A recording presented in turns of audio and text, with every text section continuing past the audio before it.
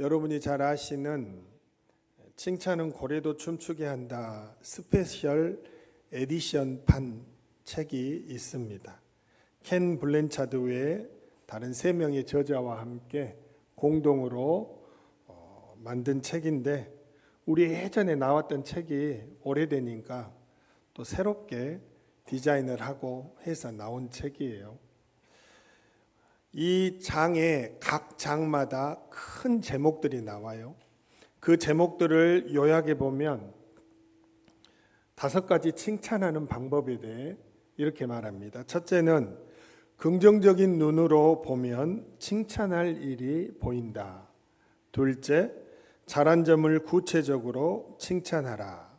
셋째, 결과보다는 과정을 칭찬하라. 넷째, 첫사랑을 대하듯 칭찬하라. 다섯째, 가끔은 자기 자신을 칭찬하라. 그리고 이제 내용 안에 들어가서 또 5가지를 뽑아보면 칭찬할 때 6번째로 가능한 한 공개적으로 칭찬하라. 7번째, 거짓 없이 진실한 마음으로 칭찬하라. 8번째, 칭찬할 일이 생겼을 때 즉각적으로 칭찬하라. 9번째, 일이 잘 풀리지 않을 때 더욱 격려하라. 10번째, 잘못된 일이 생기면 관심을 다른 방향으로 유도하라. 이렇게 말합니다. 다음 주가 우리 교회 탄생 20주년 기념 주일인데, 다음 주에는 우리가 또 새가족들을 초청해서 초청 설교를 해야 하니까 오늘은 이제 우리의 교회의 20년을 뒤돌아보면서 어떻게 해야 할 것인지를 생각해 보고자 하는 것이죠. 루이스 B. 스미스의 칭찬은 바보도 천재로 만든다라는 책이 있습니다. 여기에 5장에는 칭찬의 효과를 높이는 방법에 대해서 9가지를 말해요. 칭찬할 때는 큰 소리로 구체적으로 하라. 칭찬과 주의를 균형 있게 하라. 업적을 칭찬하라. 그 사람이 없는 자리에서 험담하지 말고 칭찬을 하라. 굳이 말이 필요 없는 여백에 칭찬을 하라. 은근슬쩍 칭찬하라. 상대방이 얼마나 중요한 존재인가를 강조하라. 사소한 장점이라도 칭찬하라. 유머와 함께 칭찬하라. 그런데 칭찬에 대한 부분을 살피면서 저를 사로잡은 가장 강력한 문장은 따로 있습니다. 처음에 소개드렸던 칭찬은 고래도 춤추게 한다 책의 프롤로그에 보면 칭찬의 승리라는 제목으로 이제 책 앞에 서문을 쭉 기록했는데, 서문 가장 마지막에 켄 블랜차드는 이렇게 기록합니다.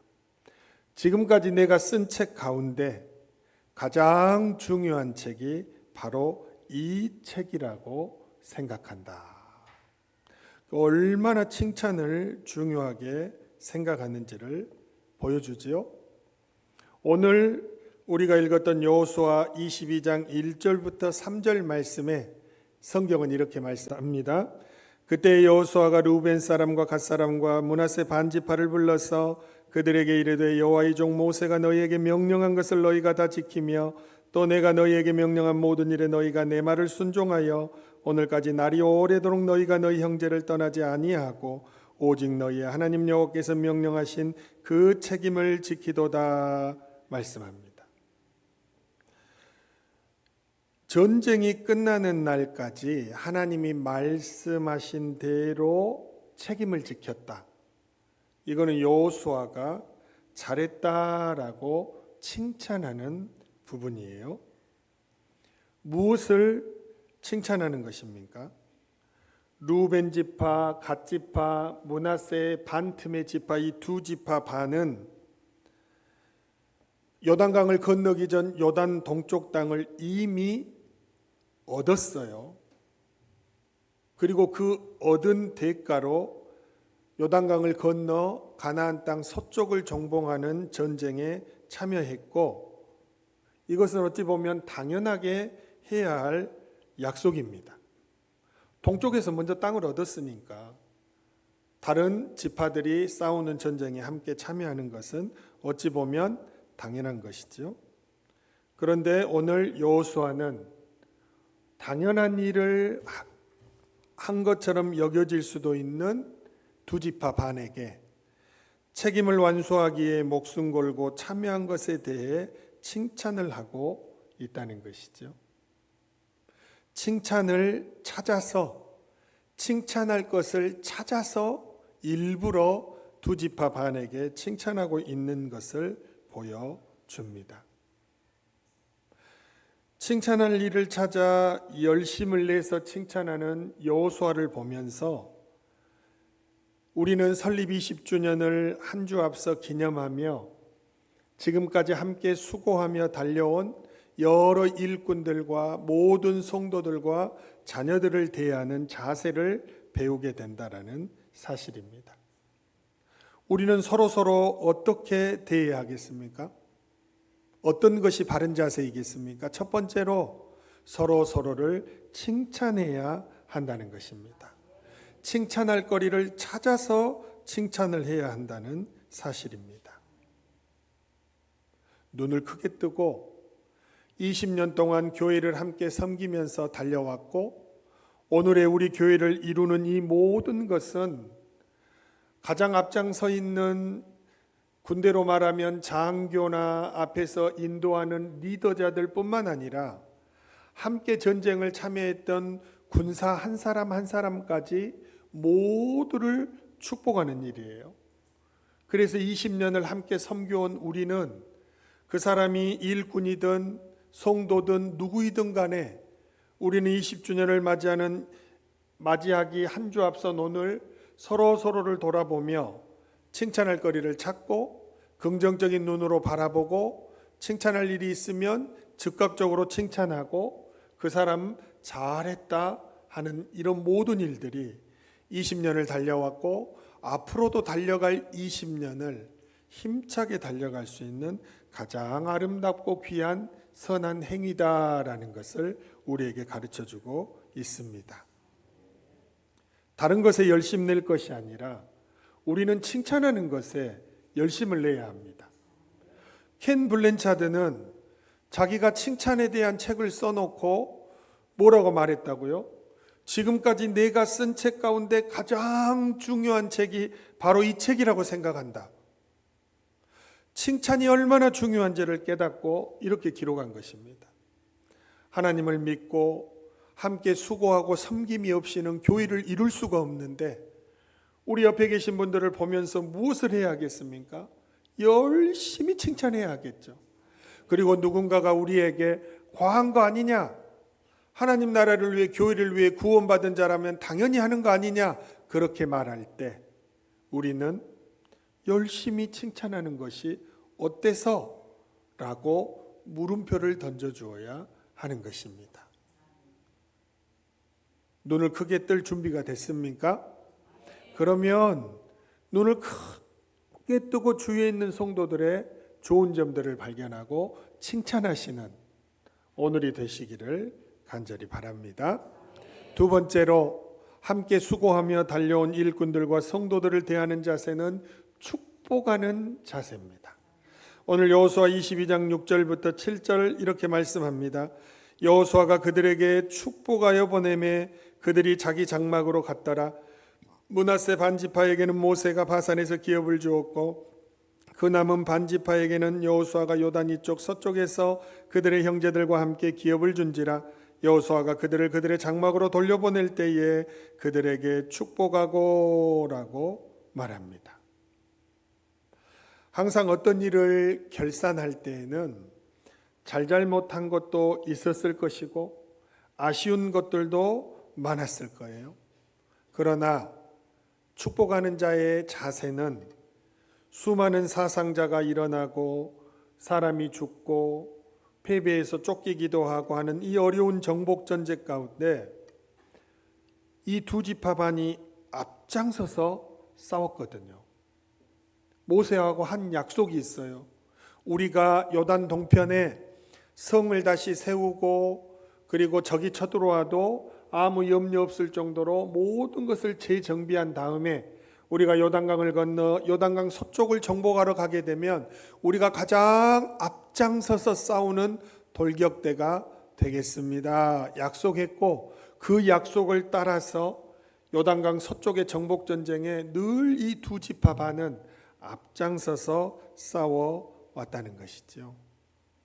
그러면 혹 서운하고 잘못된 일들이 있을지라도 마땅히 축복하면서 그들이 돌아갈 요단강 동편 땅으로 보내는 것이 맞다라는 것입니다. 우리가 잘못을 지적하고 또 피드백한다고 이야기하는 것보다 훨씬 중요한 것은 그들의 수고를 인정하고 모든 걸 축복하고 축복으로 마무리해서 보내는 것, 이것이 가장 맞는 자세라는 것이죠. 여러분과 저도 마찬가지입니다. 20년을 달려올 동안 숱한 어려움도 있었고 좋은 일도 있었습니다. 그러나 우리가 늘 결산할 때에는 모든 것을 축복해야 합니다.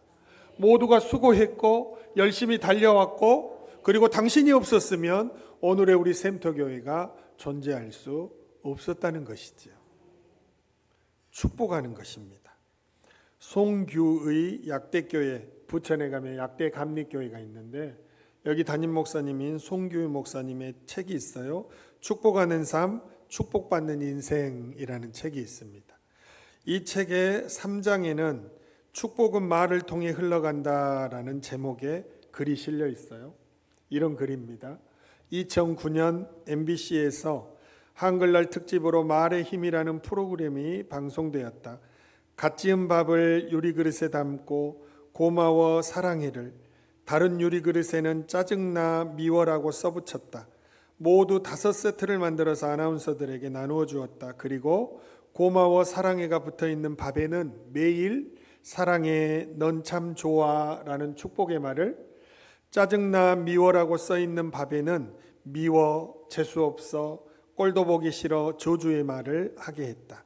그리고 4주 후에 나누어진 유리그릇을 회수했다. 그런데 이상한 일이 일어났다.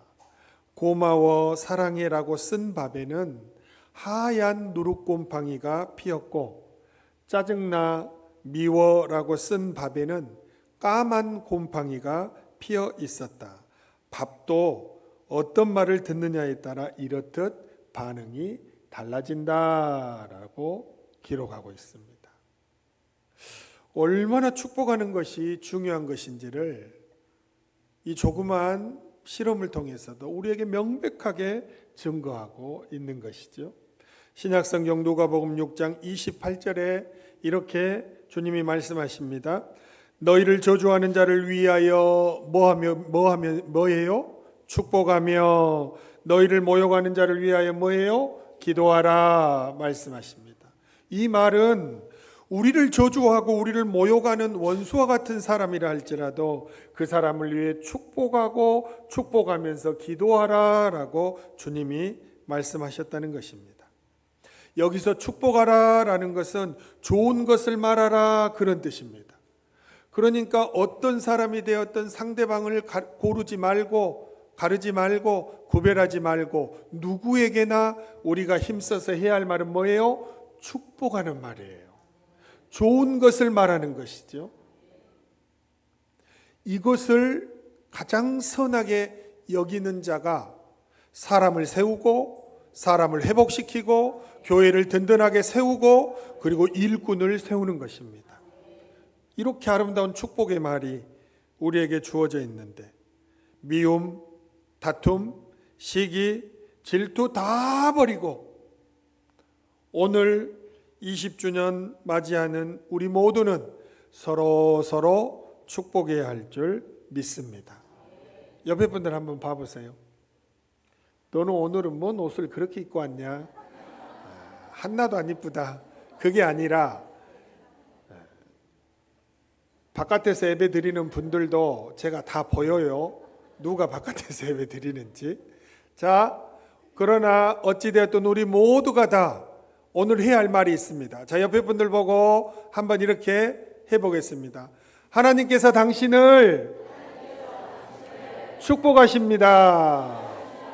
모든 좋은 것을 더해 주십니다. 할렐루야. 감사합니다. 세 번째로 20주년을 맞이하면서 일꾼과 성도들을 대하는 바른 자세는 대가지불입니다. 대가지불? 여호수아 22장 8절에 말씀합니다. 말하여 이르되 너희는 많은 재산과 힘이 많은 가축과 은과 금과 구리와 새와 힘이 많은 의복을 가지고 너희의 장막으로 돌아가서 너희의 원수들에게서 탈취한 것을 너희의 형제와 나눌지니라 하며 말씀하죠. 저 무슨 말입니까? 두 지파 반은 요단 동편에서 이미 얻을 것을 다 얻었어요. 다 얻었어요.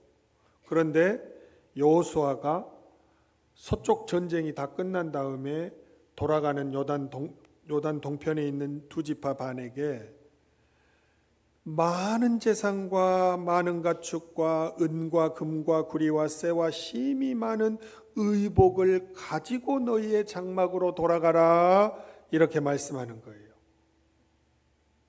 이미 요단 동편에 있는 지파들은 이미 성을 얻고 모든 것을 다 소유한 상태인데 요단 서쪽에 있는 지파들에게 이 전리품을 다 나누어 줘야 할 텐데 여호수아는 여기 있는 거에서 그래도 많으니까 여기 있는 것을 가지고 가라.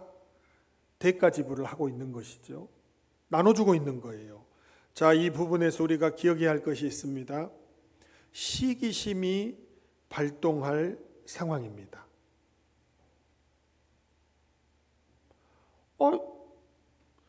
이미 너희들은 다 얻었잖아. 이미 너희들은 성도 얻고 가축도 엄청 많이 얻고 너희들 얻을 거 다 얻었잖아. 그런데 왜 우리 서쪽 지파가 가져야 할 것을 또 너희들이 또 가져가는 거지? 여호수아는 왜 또 나눠주는 거지? 이 시기심이 발동할 상황 아닙니까? 그리고 그 시기심이 맞는 거지요. 왜 우리가 다 차지해야 할 것을 동편 지파에게 나눠주고 보내냐 그 말이에요. 왜 우리가 다 받아야 할 축복을 저 사람들한테 나눠주냐 그 말이에요. 왜 우리가 다 받아야 할 복을 왜 이렇게 나눠 가져야 하냐, 내가 수고했는데.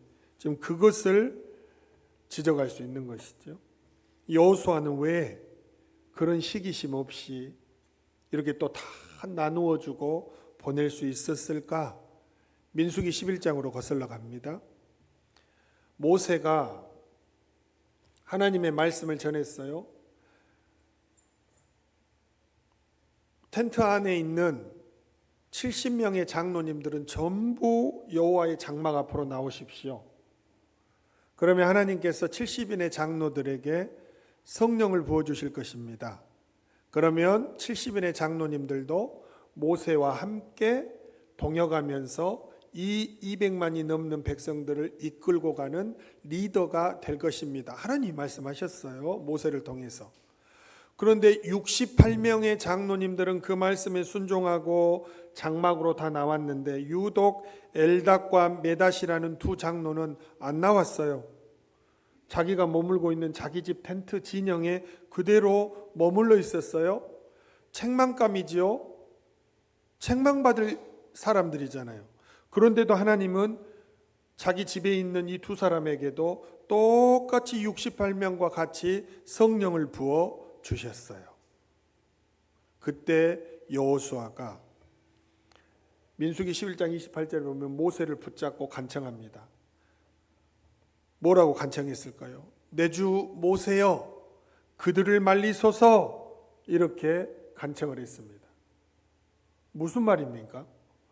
아니 왜 저 두 사람은 말씀에 순종도 안 하고 텐트에 저렇게 있는데 왜 저 두 사람도 이 68명과 똑같이 하나님의 영을 받아야 합니까?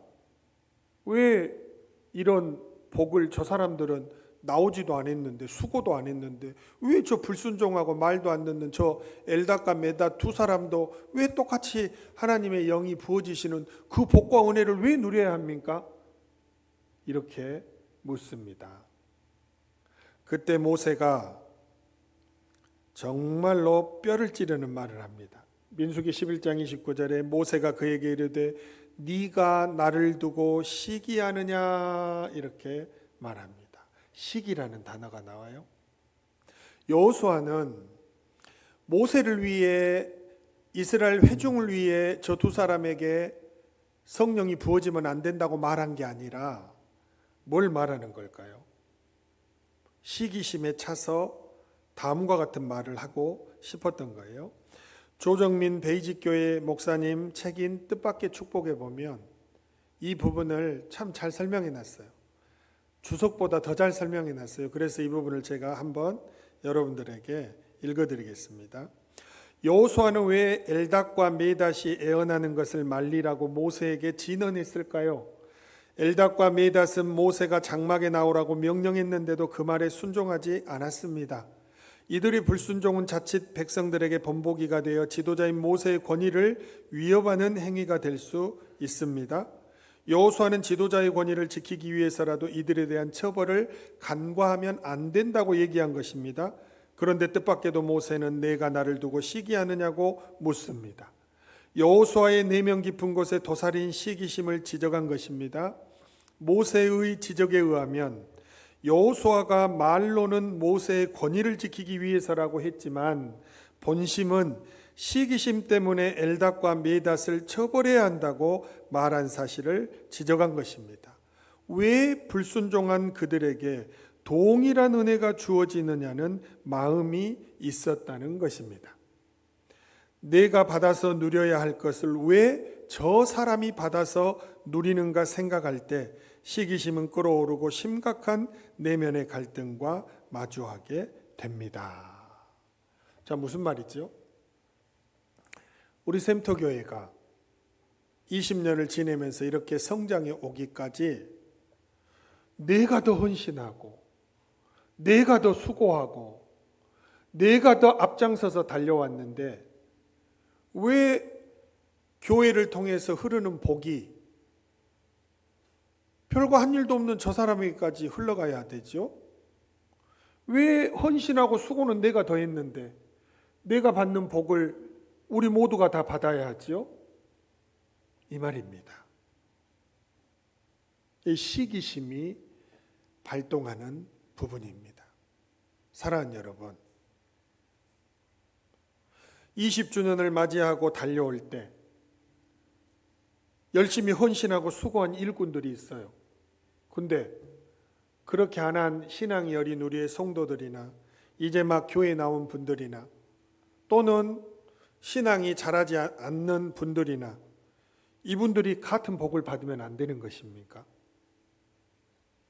오늘 20주년을 맞이하면서 하나님이 우리에게 수고했다 말씀하시면서 축복하는 그 축복을 우리 모두가 받으면 안 되냐 그 말이에요. 나를 통해 우리를 통해 모두가 복을 받는 거잖아요. 이거 기뻐해야 할 일 아닙니까? 우리가 가져야 할 바른 자세입니다. 왜 이게 아니라 나를 통해 너를 통해 우리를 통해 우리 모두가 하나님이 부어주시는 복을 모두가 받아 누리는 거예요. 이게 하나님이 원하시는 신앙 공동체의 모습입니다. 그래서 주님은 우리에게 축복의 통로가 되라고 말씀하셨잖아요. 우리가 잘 아는 베드로전서 3장 8절과 9절에 주님께서 하신 말씀을 베드로 사도가 이렇게 전하죠. 마지막으로 말하노니 너희가 다 마음을 같이하여 동정하며 형제를 사랑하며 불쌍히 여기며 겸손하며 악을 악으로 욕을 욕으로 갚지 말고 도리어 복을 빌라. 이를 위하여 너희가 부르심을 받았으니 이는 복을 이어받게 하려 하심이라 말씀하셨어요. 자, 공동번역 개정판으로 여러분 화면을 한번 보세요. 제가 공동번역 개정판으로 다시 한번 읽겠습니다. 끝으로 말합니다. 여러분은 모두 한 마음을 품고 서로 동정하고 서로 형제처럼 사랑하며 자비심을 가지고 겸손한 사람들이 되십시오. 악을 악으로 갚거나 욕을 욕으로 갚지 말고 도리어 축복해 주십시오. 그러기 위해서 여러분이 부르심을 받았습니다. 그렇게 하면 여러분은 하나님께서 약속하신 축복을 받게 될 것입니다. 믿습니까? 수고하며 달려온 일꾼들을 축복합니다. 여러분들 때문에 우리 교회에 나오는 모든 분들이 복을 받는 것입니다. 모두가 즐거워하고 기뻐하고 소망을 갖는 것입니다. 하나님이 예비하신 약속의 축복을 다 받아 누리게 되었습니다. 왜? 샘터교회에 나오면, 샘터교회를 통해 예수님 앞에 나오면, 여러분들이 일구신 교회 때문에 이 복을 다 받아 누리니 얼마나 즐겁고 행복한 일입니까? 우리는 다음 주일 정말로 우리 교회 20주년 기념일에는 새로운 가족들, 예수 안 믿는 사람들, 교회에 다닌 지 오래된 사람들을 초청하게 됩니다. 우리가 이 영혼들을 초청하는 이유가 뭡니까? 예수 믿고 구원받고 천국 백성 되라고 하는 것이 있지만 하나 더 숨겨진 비밀이 있지요. 우리를 통해 부어주시는 이 놀라운 하늘의 복을 그냥 이끌려서 나오는 것 같지만 그 새 가족들도 다 20주년에 받아 누리라는 것입니다. 그리고 그들도 복의 사람이 되라는 것입니다. 그리고 여러분과 저는 축복의 통로임을 감사하라는 것입니다. 그리고 앞으로도 달려갈 때 우리 모두는 축복의 통로로 달려가는 것입니다. 할렐루야! 얼마나 감사하고 놀라운 일입니까? 마지막으로 함께 수고하며 달려온 일꾼들과 성도를 대하는 네 번째 일은 주의사항을 알려주는 것입니다. 주의사항이 뭘까요? 여호수아 22장 5절의 말씀입니다. 오직 여호와의 종 모세가 너희에게 명령한 명령과 율법을 반드시 행하여 너희 하나님 여호와를 사랑하고 그의 모든 길로 행하며 그의 계명을 지켜 그에게 친근히 하고 너희의 마음을 다하며 성품을 다하여 그를 섬길지니라 하고 말씀합니다. 자, 모든 전쟁을 승리로 끝내고 축복을 나누고 축복하면서 보내고 대가지불로 모든 걸 나누고 이제 헤어지고 있는데 칭찬만 해서 보내는 게 아니지요. 주의할 사항을 같이 일러줍니다. 주의할 사항이 뭐예요? 전쟁을 시작하기 전과 끝난 후, 축복을 받기 전과 받은 후 달라지면 안 된다는 거예요. 변하면 안 된다는 거예요. 20주년 전과 20주년 후가 달라지면 안 된다는 거예요. 어떤 자세가 흐트러지면 안 된다는 거예요? 첫째는 순종의 자세죠. 이 모든 백성들은 모세를 통해 주어주신 하나님의 율법을 순종했고 모세를 순종했고 여호수아를 순종했어요. 그래서 이제 각자의 자리에 돌아가서 여호수아가 모든 사명을 마치고 그 이후에 다른 사람이 리더의 자리에 오를지라도 하나님께 순종하고 모세에게 순종하고 여호수아에게 순종했던 것처럼 새롭게 일어날 리더에게도 순종하고 변함없이 하나님의 말씀에 순종하는 자세를 가져야 한다고 주의사항 첫 번째를 알려줍니다. 사랑하는 여러분,